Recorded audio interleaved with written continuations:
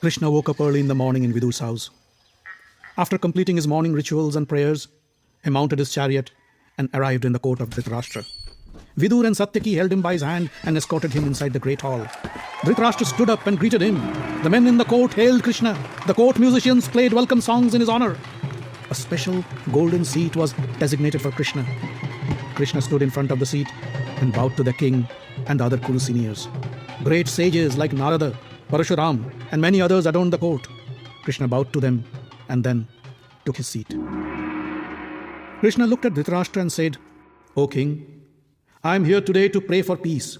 It is my humble request that you prevent the impending war between the Kauravas and Pandavas and bring about peace in the family. The Kuru dynasty is the greatest dynasty in the world, and it is up to you to ensure that its glory isn't tarnished. You know, your son Duryodhana and his brothers, with their arrogance and evil motives, are bent upon destroying this family. But you can still stop this devastation and bring back Pandavas under your guardianship. Think about it. If the Pandavas joined the Kauravas, even Indra won't dare to challenge you, and you'd be the undefeatable emperor of the world. I pray you don't let go of this opportunity.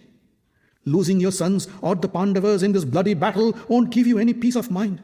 Thousands of good men on both sides will perish unless you do something about it. Please listen to this message the Pandavas asked me to deliver you. They said, O King Dhritarashtra, we obeyed your orders and spent 12 years of our life in exile, followed by a year in hiding. During this period, we endured enormous pain and suffering, but we didn't break our promise. You are like our father. We pray to you, please keep your promise and give us back our share of the kingdom. We all have made mistakes, and you as our guardian, forgive us and bring us back on the path of truth." Krishna then looked around and addressed the assembled kings and ministers. My dear friends, do you think this request is unjustified? Is Yudhishthir's demand void of any merit? He turned to Dhritarashtra and said, O king, time and again Yudhishthir has demonstrated his preference for peace. He and his brothers have been ill-treated several times by your sons. Their wife Draupadi was humiliated in front of a court full of men. Still, he always yielded to you to avoid any unpleasantness in the family. The Pandavas are willing to serve you once again if you let them. Else, they have the might to win back what is rightfully theirs. It is up to you to decide their course of action. The men in the court kept silent. They liked what they heard, but didn't have the courage to speak up. Duryodhana, Dusashan, and the other Kaurava brothers watched everybody with threatening looks. Finally, Parashuram spoke. It is foolish to fight an army that is led by Arjuna and Krishna. They are the reincarnations of Nara and Narayana, and nobody can defeat them.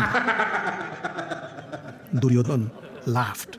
Rishi Kanva said, Duryodhana, if you want to stay alive, don't try to fight the Pandavas. Krishna is Lord Vishnu himself. Surrender to him and give up your desire to fight. Rishi Narada said, arrogance and temper was the cause for Yayati to fall from the heavens. My advice to you, give up your arrogance and make truce with the Pandavas. Duryodhana ignored him. Dhritarashtra was listening to the comments from the rishis. He said, Krishna, I agree to each and every word you say, but I am helpless. My evil son Duryodhana doesn't listen to me. Why don't you try to convince him? Duryodhana was sulking in his seat, looking away from Krishna. Krishna smiled, and then, in a soft voice, he said, My dear Duryodhana, you are a learned man. You belong to a great family, and you have a responsibility to uphold its glory. Most of your family members, your friends, your advisors, they all want truce with the Pandavas. It is your sacred duty to honor their wish. Remember, one who doesn't follow the advice of his well-wishers soon finds himself in deep trouble. All your life you have been cruel to the Pandavas, but they pardoned you. Don't consider it a weakness on their part. Trust me, even with the help of your mighty lieutenants, like Bhishma, Drona, Karna, and others, you won't be able to defeat Arjuna. Arjuna humbled the gods in the Khandava forest, impressed Lord Shiva in a dual combat. Can any human being defeat him? Remember how he thrashed you during your little adventure in Virat Kingdom? King Duryodhana, don't become the cause for the destruction of your family. People would curse you for that. History would never pardon you for your poor judgment. Make truce with the Pandavas, and they will accept Dhritarashtra as their king and you as the crown prince. Give them their share of the kingdom and rule yours in peace. Duryodhana looked at Krishna with hatred glowing in his eyes. You are biased in favor of the Pandavas and blame me for no reason at all. My father, you, Vidur, Bhishma, Drona, you always find faults in me and not the Pandavas. I thought about all my actions you blame me for, even the tiniest one, but I couldn't find anything wrong with them. Yudhishthir is addicted to the game of dice and he agreed to play of his own will. And then Shakuni defeated him and won their kingdom, not me. Was that my fault? We obeyed our father's order and gave them back their kingdom, but they were foolish enough to play again and lose again and had to go on to exile. Why am I to blame for their stupidity?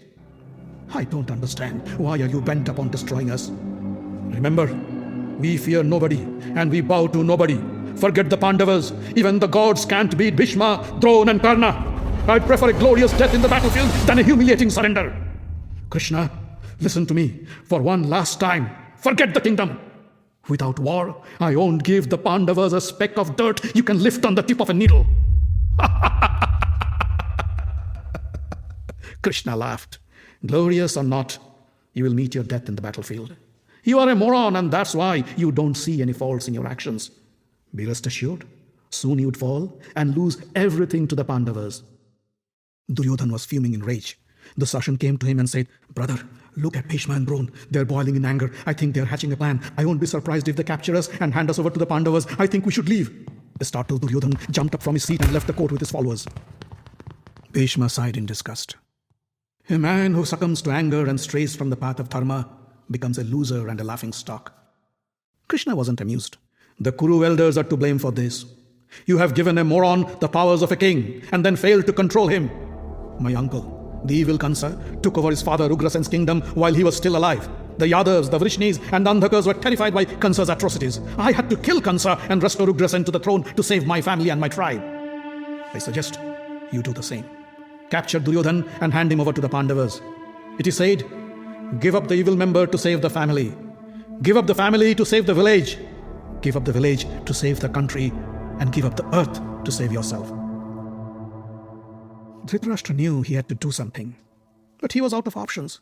He called Vidur and said, "Go, bring Queen Gandhari. She might be able to control Duryodhana."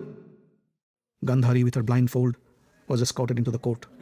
Dhritarashtra briefed her of the situation. Gandhari said, "You are the culprit. You have given the reins of your kingdom to an arrogant and undisciplined rogue. Now you have to suffer the consequences." Dhritarashtra asked Vidur to bring back Duryodhana to the court. Hearing Duryodhana's footsteps, Gandhari turned to face him. "My son, listen to your father. Listen to Bhishma and Drona. To rule a kingdom requires wisdom and virtue. Evil men want to rule, but they can't keep it for long. It's not too late to change course. Join hands with the Pandavas and the world will be yours. Surrender to Krishna and he will guide both the parties in the right direction. War has no glory. War cannot bring peace. You have tortured the Pandavas for 13 years. Now let go of your jealousy and make amends. You are banking on Bhishma, Drona and Kripa to win the war for you. But if you think Bhishma, Drona and Kripa would give their best to fight against the Pandavas, you are a fool. They are loyal to the throne and they'd give their lives for you. But they could never treat Yudhishthir and his brothers as their enemy. Listen to me. Let go of your anger and greed. Make friends with the Pandavas." Gandhari's words, however, had no effect on Duryodhana. He left the court and huddled with his confidants to devise a plan. Duryodhana said, "Krishna is the main problem. If we can neutralize him, we will win for sure. Krishna wants Bhishma and Drona to capture me and hand me over to the Pandavas as a prisoner. But I won't allow him the pleasure. Here is my plan. We go inside, and with a sudden move, we attack Krishna and tie him up in chains. Father won't like it. Bhishma might try to stop us, but I don't care for any of them. Capture Krishna, and we win the war." Satyaki overheard the conversations, and he ran out to Kritavarma and said, "Gather the soldiers and ask them to wait in a formation at the gate." He then ran into the court and announced, "Duryodhana is about to attack Krishna and capture him. The fool doesn't know what he's getting into." Dhritarashtra panicked. Krishna consoled him and said, "O king, if your sons want to capture me, please let them try. If I want, I can destroy them in an instant. That would resolve all problems. But I won't do such a thing, especially in front of you. Duryodhana has my permission. He can do whatever he wants." Just then, Duryodhana and his brothers burst into the hall with fierce weapons in their hand. The Sashan carried a long iron chain to tie Krishna. Duryodhana yelled, "The Sashan! Wrap the chain around Krishna! Don't let go of him!" Dhritarashtra cried out, "What are you doing, my son? Have you gone crazy? Just like your hands can't hold the winds, your head can't hold the earth, Krishna cannot be held by any mortal being. Stop this idiocy right now!" Duryodhana didn't care to listen to his father. He and his brothers surrounded Krishna like a pack of wolves, ready to pounce on their prey. Krishna laughed and said, "Duryodhana, you think you can catch me? If you think I'm unarmed and helpless, you are wrong. Look at me. The Pandavas, the Vrishnis, the Andhakas, and all my friends are with me." All of a sudden, Krishna seemed to grow double in size, and from his forehead appeared Lord Brahma. Lord Shiva appeared from his chest, and Agni, the god of fire, appeared from his mouth. Indra and the other gods, along with the Gandharvas, appeared from his limbs. The Pandava brothers, Krishna's brother Balaram, the Vrishni and the Andhakariyas appeared from nowhere. Krishna stood in the middle like a huge tower. He seemed to have thousands of eyes, thousands of arms, thousands of legs. His terrifying stature scared the men in the court. The bright rays emanating from Krishna's body blinded them. They closed their eyes. Only Bhishma, Drona, Vidur, Sanjay and the rishis watched the wonderful sight. The gods, the Gandharvas and the sages bowed to the Almighty and said, "Lord, please have mercy on us. Control your fury and spare your creation from imminent destruction."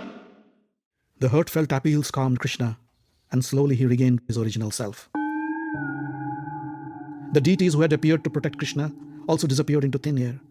The men in the court sighed in relief, while Duryodhana and his brothers lay on the ground unconscious. Krishna held Vidur and Satyaki's hand and left the hall. As Krishna was about to mount his chariot, Dhritarashtra came to him and said, "Krishna, you saw how little influence I have on my sons. You heard me how I tried to stop Duryodhana. Everybody knows I am for peace and how I keep trying to prevent the war." Krishna said, "You all saw what happened today. You witnessed how Duryodhana tried to imprison me, and Dhritarashtra admits he has no control over his sons or his kingdom. I tried my best to bring peace, but I failed. Now let us all wait for the inevitable." Saying so, Krishna mounted his chariot and left the palace grounds to meet Kunti.